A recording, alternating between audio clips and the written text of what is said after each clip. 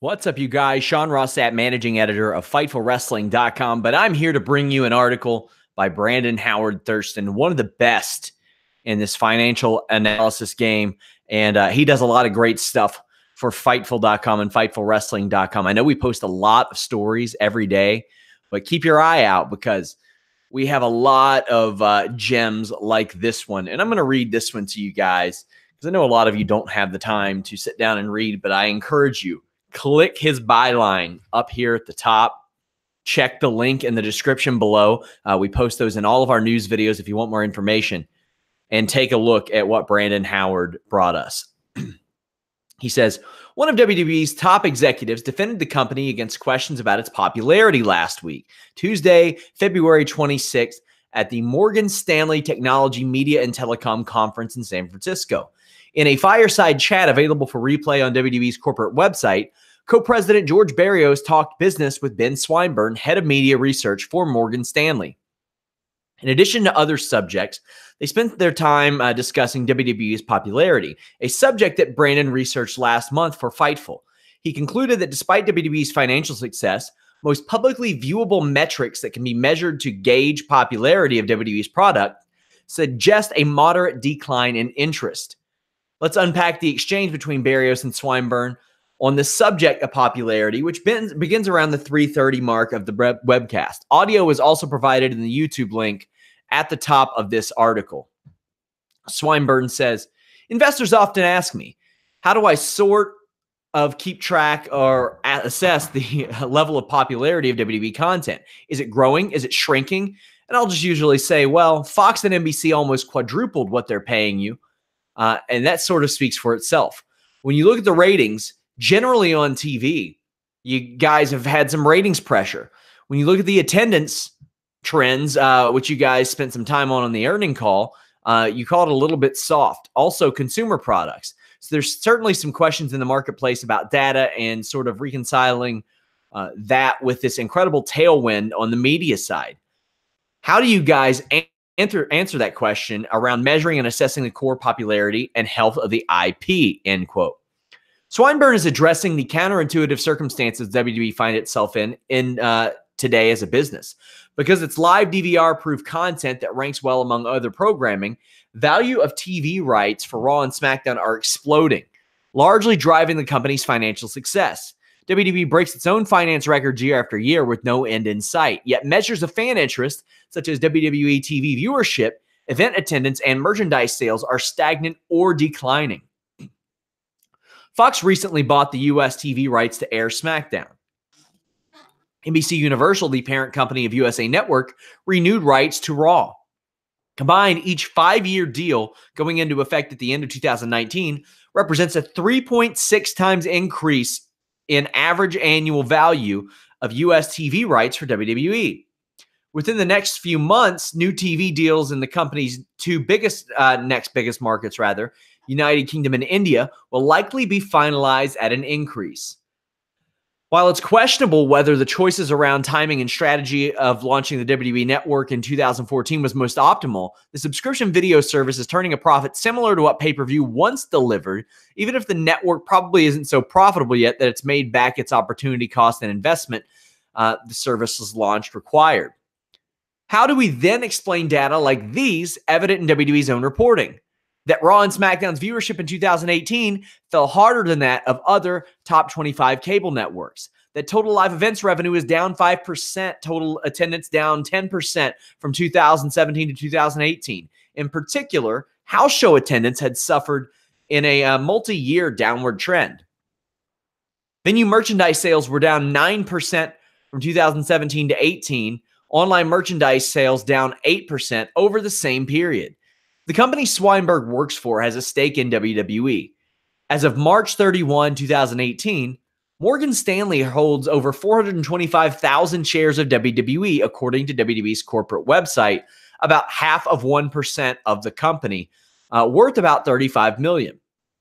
While Swinburne's question is a challenging one and one he could have easily shied away from, I think he's being charitable to Barrios when he suggests the big new TV deals, albeit financially impressive, speak for themselves positively regarding popularity.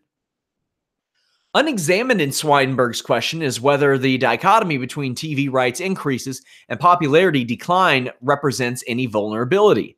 While WWE is by far the leader in the wrestling industry, is there a possibility that the increased demand for live TV content like WWEs might result in another well-funded player in the wrestling industry attracting its own lucrative TV rights contract and competing long-term with WWE talent, with WWE for talent, if not for a share of other valued metrics?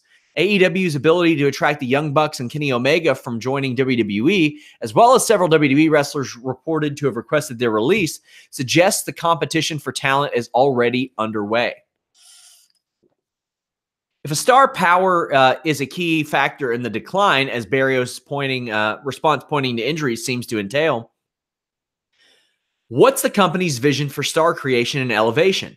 Has the company evaluated its creative vision in recent years? Could the decline in attendance and viewership be at all related to the often criticized creative direction of WWE's main roster programming and the creative team's ability or lack thereof to create difference-making stars, maximize goodwill with its audience, and tell engaging stories that compel more consumers to tune in and buy tickets and merchandise?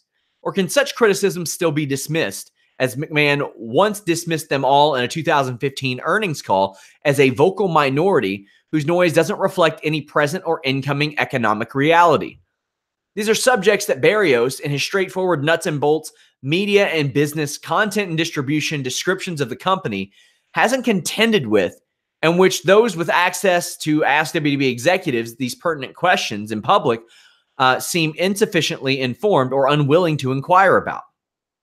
Barrios says, quote, "I would say the most important metric for us is time spent. And in some cases, it's fairly easy for us to measure time spent. You know, we have pretty good visibility. Obviously, our SVOD service, the WWE Network, we have pretty good visibility with our digital platforms. On the traditional pay TV platforms, you know, depending on what country you're talking about, measurement systems are better than others. But we aggregate all that, and that number is important to us. The scale of the number as well as the trajectory. So it was up in 2018 about 8%, 5.8 billion hours. So that was good," end quote. Barrios' emphasis on time spent as the ultimate metric that all others may be reduced to is in line with one of the core beliefs of his wrestling media philosophy, that the money in the end will follow the eyeballs. Quote, "There is no difference between time and any of the three dimensions of space," H.G. Wells wrote in his 1895 novel, The Time Machine, "except that our consciousness moves along with it." As long as you have people's attention, Barrios believes, eventually that attention can be converted into revenue.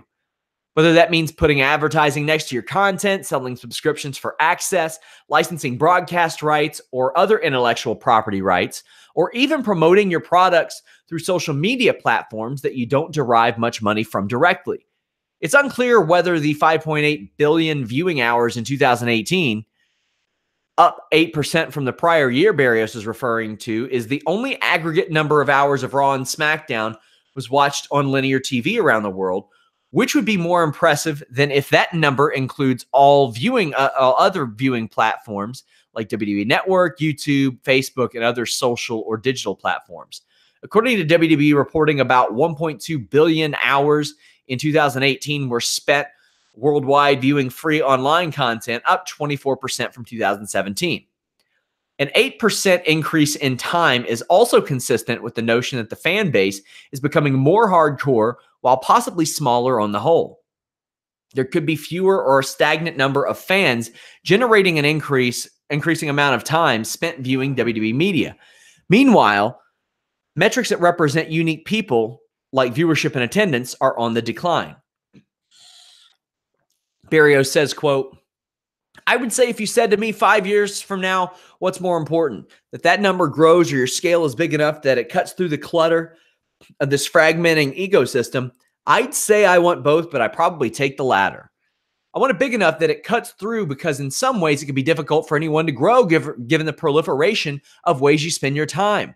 I think what's become important as that happens is that you want to be, if there's a barbell effect where there's 10 million content creators generating half the economics, over here, and the other half are going 20 to 30 passion brands like the NFL or IPL and hopefully WWE. I want to be on the latter side of the barbell. So it's important for us to have enough scale to cut through the clutter. Certainly in the US, we think we do, but ultimately what we look at is time. Generally, as you know, there's other metrics that make it hard for us to quantify time, like the attendance. So we just look at the live event attendance. We'll look at what our sell-through is at retail. We'll look at our own direct-to-consumer commerce businesses. So we'll look at all of those. Generally, over the long arc of time, we feel good. I think these numbers speak for themselves of how we've done. And like you said, we had two pretty smart business partners here in the U.S. validate that with the economics, end quote. Cut through the clutter is Barrios' latest favorite marketing phrase. He lays out these two alternatives. Would you rather have a brand growing with metrics or one with a massive scale that is not necessarily growing? He chooses the latter, as he calls it, a passion brand. In this bit, he's describing the reality of a modern media landscape where there are millions of entertainment creators, ever more niche and suited to specific interests. And more of them are economically viable. But the few giants still rise above the rest and can offer an asset that helps hold on the traditional TV bundle together, at least for now. The TV networks and cable satellite providers may need to survive. And the giants are rewarded with unprecedentedly massive TV rights money in return. Barrios says, quote, having said that, we think it's cyclical. Vince touched on it, the declining attendance and TV viewership on the earnings call in terms of the injuries we had in 2018. That created a little bit more of a speed bump for us, and we saw it in various places, which is why we think it's cyclical. So our hope is, as talent recuperate and come back, that will kind of be in the rearview mirror. And people have asked similarly, when that happens, how long does it usually take for metrics to recover? So we don't really know. It's not like it's happening continuously and you have some model built around it. Last time I remember something similar happening was in 2010. We had several top talent get injured or retire, and you saw some of the same thing. You saw a little bit of the softness. 6 to 12 months later, you saw it abate because you had new talent come on or recuperate or come back to the main roster. So we'll see how that plays out. But generally, we tend to agree 2018 was a good year or a great year. It's to our hope we have 5 years of record revenue through 2018. We think this year we'll hit right around $1 billion, and our expectation is that for ensuing the next several years, we'll continue to build on that, end quote. Using this line of reasoning to try to explain away a decline in metrics only raises further questions. Was this year really that much worse than other years? While Q4, October to December, may have been especially affected by the absence of Roman Reigns, he worked a full schedule for much of the year. Dean Ambrose was indeed recovering from injury until August. Other leading stars like AJ Styles, Seth Rollins, Braun Strowman at least wrestled one match each month of 2018, performing in 82, 157, and 142 matches respectively. Pardon. Daniel Bryan actually returned to the ring in April, having his first matches since 2015, and eventually taking a main event role on SmackDown. The strongest loss in 2018 was the continued phasing out of John Cena, who had the least present year of his WWE career, having only 28 matches as he embarks on a film career. Cena's long been the company's top star, arguably its most recognized personality, and a verifiable difference maker at those house shows. Presumably, Cena's time as a full-time wrestler is done. He last wrestled more than 80 matches in a year in 2015. The following years coincided with a decline in Raw's viewership below the rate of TV overall and a decline in house show attendance. What WWE's plan to fill the void Cena leaves? Executive and earnings calls, press releases, and conference talks have not addressed this question much. The question raised earlier here about WWE's ability to create stars and compel audiences is more urgent in light of Cena's now only occasional appearance at WWE events. Furthermore, if we accept injuries really are a problem that had such wide effects on the business for a full year, what's WWE doing to curtail those injuries? House show attendance is falling, and the live events business struggled to make a profit during some quarters in 2018. The company may have an excellent medical staff in place to treat injuries once they happen, but maybe running fewer house shows rather than upwards of 200 per year would prevent some injuries and allow wrestlers to be more likely to appear on WWE TV year-round, thus having some positive effect on viewership, maybe network subscriptions and ticket sales. Worker morale might even be raised too if performers had a lighter schedule and more time to spend at home and recover from the rigors of travel and matches.